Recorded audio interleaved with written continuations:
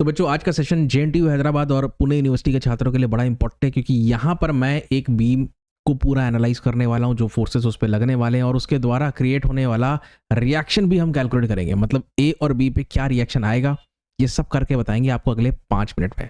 पर एक बात आप ध्यान से देखिए, जितने प्रकार की आप लोडिंग सोच सकते हैं सब कुछ मैंने यहाँ पे फिट कर दिया है। जैसे कि ये पॉइंट लोड 10 किलो न्यूटन का, जैसे कि ये ट्रायंगुलरली वेरिंग लोड जो एफ से ई की दिशा में बस बढ़ते जा रहा है, यहाँ पे मैक्सिमम है, यहाँ 0 से शुरुआत हुई है। अब इसको आप पॉइंट लोड में कैसे बदल सकते हैं बताएंगे आपको। और यहाँ पर है यूनिफॉर्मली डिस्ट्रीब्यूटेड लोड। देखिए जो भी आपको लोड दिया है पॉइंट लोड के फॉर्म में ही आपको लाना पड़ेगा, उसको कन्वर्ट करना पड़ेगा, तभी जाकर के आप एफ एक्स एफ आई और मोमेंट इक्वेशंस को लगा पाएंगे। अच्छा, एक और बात जो है आपको नोटिस करनी चाहिए वो ये है कि यहाँ पर जो रिएक्शन है ये तो ठीक है, ये सर ये कैसे एंगल पे है, ये तो कुछ 30 डिग्री का एंगल बना रहा है, तो इसको किस प्रकार से एनालाइज करना है। यहाँ पे जो आर बी लगेगा वो वर्टिकल या हॉरिजॉन्टल के साथ कितना एंगल बनाएगा, ये सारी बातें भी बड़ी देखने लायक है। ठीक है, तो वीडियो को बिल्कुल एंड तक देखना है। और हाँ, अगर मेरे इंजीनियरिंग मैकेनिक्स के कोर्स में आप एनरोल करना चाहते हैं तो नीचे मेरे ऐप का लिंक दिया हुआ है, उसमें क्लिक करके ऐप को ज़रूर डाउनलोड करें and you can enrol in this course. सारी जो डिटेल्स हैं, जो बेसिक थ्योरी है वो मैंने शुरुआत के लेक्चर्स में ही कवर की है, तो ज़रूर उनको देखिएगा। अगर अच्छे से पढ़ना चाहते हो तो ऐप में आओ, एनरोल करो। अगर कभी कुछ डाउट्स हैं तो मुझे चैट के माध्यम से आप क्लियर भी कर सकते हो, पूछ भी सकते हो, कोई सवाल है तो भेज भी सकते हो, और इनफैक्ट यहाँ कमेंट में भी भेज सकते हो। होता क्या है, मैकेनिक्स में कुछ सवाल ऐसे होते हैं जिसमें डायग्राम्स होते हैं, तो बेहतर होगा आप उन सवालों को मुझे चैट बॉक्स के माध्यम से मेरे एप्लीकेशन में ज़रूर भेजें।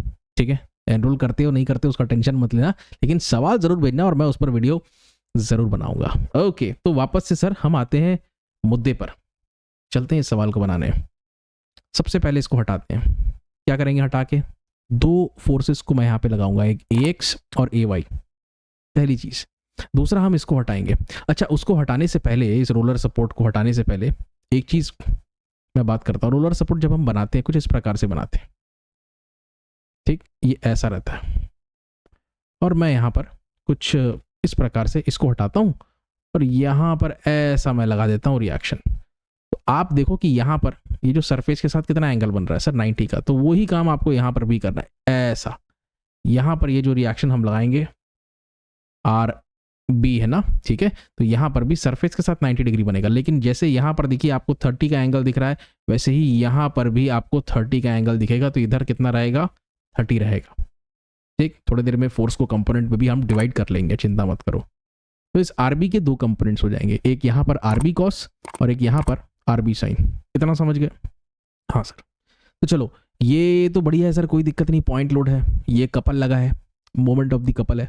ठीक है जी, कपल मतलब फोर्सेस का अरेंजमेंट रहता है, एक फोर्स अगर नीचे की तरफ है तो दूसरा फोर्स ऐसा ऊपर की तरफ है, दोनों के बीच में डिस्टेंस रहता है, ये भी परपेंडिकुलर डिस्टेंस रहता है। ठीक है, तो इसके चक्कर में ऐसा हमें बनाना पड़ता है, इसको कपल कहते हैं। Two equal and opposite forces parallel to each other separated side some distance form a couple, और इसी कपल का मोमेंट को यहाँ पर फिट कर दिया है।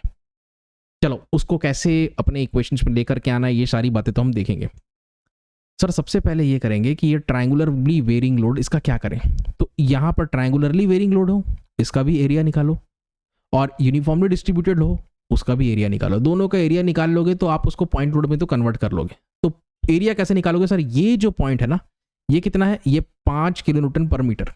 ठीक है जी, बढ़ रहा है, तो देखिए 5 मल्टीप्लाइड बाय हो जाएगा 3, और ये लग जाएगा हाफ। क्या किया हमने, half of base into height. तो बेस कितना है सर, 3 का है, हाइट कितना है सर, 5 किलो न्यूटन पर मीटर है, तो लगा दिया, कितना आ जाएगा, 5 दिया 15/2, 7.5 आ जाएगा। कितना आया, 7.5, ये लगाया मैंने 7.5। अब आप पूछोगे कि सर ये आपने ये डिस्टेंस यहाँ पे 1 क्यों लिया, मतलब यहाँ से 1 की दूरी पे क्यों लिया और यहाँ से 2 का दूरी क्यों लिया। तो उसका कारण बहुत ही स्पष्ट है बच्चों। देखिए ये जो ट्रायंगुलरली वेरिंग लोड है कैसा है, ये राइट एंगल के फॉर्म में। ठीक है, हमेशा याद रखना, आप जब पॉइंट लोड फिट करोगे तो ये जो डिस्टेंस रहेगा यहाँ पर, ये कितना रहेगा, L/3 रहेगा। ये जो डिस्टेंस रहेगा कितना रहेगा, L/3। L/3 बोले तो सर 3/3, 3/3 बोले तो 1, तो यहाँ पर L/3 मतलब कितना आएगा, न्यूमेरिकली 1 आएगा। उम्मीद करता हूँ तुम समझ गए, जो बच गया वो 2 है, 3 में से 1 गया। हाँ सर समझ गए। यूडीएल तो और आसान है, ये कितना है सर, ये 2 है, ये कितना है, ये 1 है, 2 को 1 से गुणा करो, रेक्टेंगल का क्षेत्रफल, एरिया आ गया, कितना हुआ सर 2 हुआ। कहाँ लगेगा, एग्जैक्टली बीचों बीच, 2 × 1 कितना हो गया, 2, एग्जैक्टली बीचों बीच। खत्म। तो 1 का आधा आधा करके लगा दो, 0.5 इतना हमने कर लिया। अब आता हूं मैं मुद्दे पर। कितने अननोन्स हैं सर? AX है सर, AY है और सर RB, 3 अननोन्स है। तो सर कम से कम हमको 3 इक्वेशन चाहिए, कम से कम क्या यार 3 ही चाहिए, उससे काम हो जाए। वो 3 इक्वेशन कौन से होंगे सर? एक तो समेशन fx हो गया, एक समेशन fy हो गया और एक moment about any point on the screen. इन तीनों को हम इक्वेट करेंगे 0 से, 3 इक्वेशंस बनेंगे और उन तीनों को सॉल्व करके हम ये अननोन्स कैलकुलेट कर लेंगे। बहुत बढ़िया, यही है तरीका स्टैंडर्ड। अब आप क्या करोगे यहाँ से? देखो जो भी कैलकुलेशन से मैं यहाँ पे कर रहा हूँ और आप ध्यान से देखो। मैं शुरुआत करूंगा मोमेंट इक्वेशन से। मैं ले लूंगा moment about this point A, देखा इस पॉइंट ए के अबाउट मैं मोमेंट लूंगा, इक्वल टू 0 करूंगा। उससे फायदा ये होगा इन दोनों फोर्सेस इक्वल टू इनकी मोमेंट्स जो है वो 0 हो जाएंगे। कैसे? क्योंकि आप अगर वो ए से पास हो रहा है तो उस पर परपेंडिकुलर ड्रॉप नहीं कर पाओगे ए से, क्योंकि वो तो ए से पास हो रहा है, ठीक है ना, AX के लिए ना AY के लिए। तो इसका दोनों का तो खेल खत्म हो गया। करके बताते हैं। अच्छा शुरुआत करें। हाँ 10 का लाइन ऑफ एक्शन ए से परपेंडिकुलर ड्रॉप किया, कितना हुआ? 10 मल्टीप्लाइड बाय 2 होगा सर। कैसा है सर? क्लॉकवाइज है, -10 × 2 लिखो। समझ गए? हाँ सर बहुत बढ़िया। अच्छा 15 किलो न्यूटन। तो भाई यहाँ तो ऑलरेडी आपके पास मोमेंट है, किसका? कपल का। कितना है ये मैग्नीट्यूड? 15 किलो न्यूटन मीटर है सर, तो लिखो। एंटी क्लॉकवाइज है सर तो प्लस लिखो, ये अपना साइन कन्वेंशन है भाई। क्लॉक है तो माइनस, एंटी क्लॉक है तो प्लस। ये हमारा है, आपको चेंज करना है तो आप चेंज कर लो, रिवर्स कर लो। 7.5 को अब मल्टीप्लाई करेंगे हम इससे। ये देखिए यहाँ से यहाँ तक कितना है? 2 + 2 + 1 + 1 4 5 6। तो 7.5 को 6 से गुणा करो, क्लॉक है माइनस का चिन्ह लगाएंगे। हो गया सर। इसको देखो, हाँ और ये हो गया परपेंडिकुलर डिस्टेंस यहाँ से लेके यहाँ, ये यहाँ तक कितना है? काउंट कर लो, 2 2 4 1 5 6 7 8 और आधा 8.5। 2 मल्टीप्लाइड बाय 8.5 और वो भी क्लॉकवाइज माइनस के चिन्ह के साथ। समझ गए? समझ गए। और फाइनली अंत में RB cos 30। अब देखो ये तो ऊपर जा रहा है, ये एंटी क्लॉकवाइज मोमेंट बनाएगा A पर। तो RB cos 30 आपको लिखना है और ये पूरा का पूरा बीम का स्पैन आ जाएगा यहाँ पे 9 मीटर का। तो RB cos 30 multiplied by 9 plus चिन्ह के साथ इक्वल टू 0 करना है। एक इक्वेशन है, एक अननोन है, बड़ा ही आसान है। RB के लिए सॉल्व करोगे तो 8.6 आ जाएगा। तो एक आंसर तो हमारा आ गया। सपोर्ट रिएक्शन निकालने बोला है ना, तो एक सपोर्ट रिएक्शन तो हमारा निकल गया RB। इन दोनों के लिए करते हैं। तो चलो फाइनल आंसर मैं यहाँ पे साइड में लिखते जाता हूँ, ठीक है। अब आप सोचो कि मैं AX और AY को कैसे कैलकुलेट करूंगा। सर सबसे पहले fx 0 करते हैं, फिर fy 0 करते हैं, तो हो ही जाएगा सर। बिल्कुल वही करना है। fx 0 करते हैं, AX दाएं तरफ जा रहा है तो प्लस में लिखना है, तो लिख लें। चलो सर RB sin 30 लेफ्ट में जा रहा है तो माइनस में लिखते हैं, लिखो। और कोई है क्या हॉरिजॉन्टल फोर्स? नहीं सर, इक्वल टू 0 करो। RB की वैल्यू मैंने पीला से लिखा है, तो इसलिए लिखा है भाई क्योंकि उसका वैल्यू को मैं पुट करूंगा, ठीक है। 8.6 है तो यहाँ पे रख दो, सॉल्व कर लो AX के लिए। भाई AX बराबर 8.6 sin 30 होगा, मतलब sin 30 तो 1/2, 8.6/2 मतलब 4.3 आ जाएगा आंसर आपका। एक और आंसर आ गया हमारा। अब AY कैलकुलेट करना है सर, उसके लिए हम क्या करेंगे? तो summation of all the forces along Y direction बराबर 0 करेंगे। सर यहाँ पे काफ़ी कुछ है, तो ये ऊपर जा रहा है सर प्लस में लिखो। सर ये नीचे आ रहा है तो माइनस में लिखो। और सर ये भी नीचे माइनस में लिखो, ये भी नीचे माइनस में लिखो। सर ये ऊपर जा रहा है RB cos 30 तो इसको प्लस में लिखो। लिखा आपने? कुछ बच गया?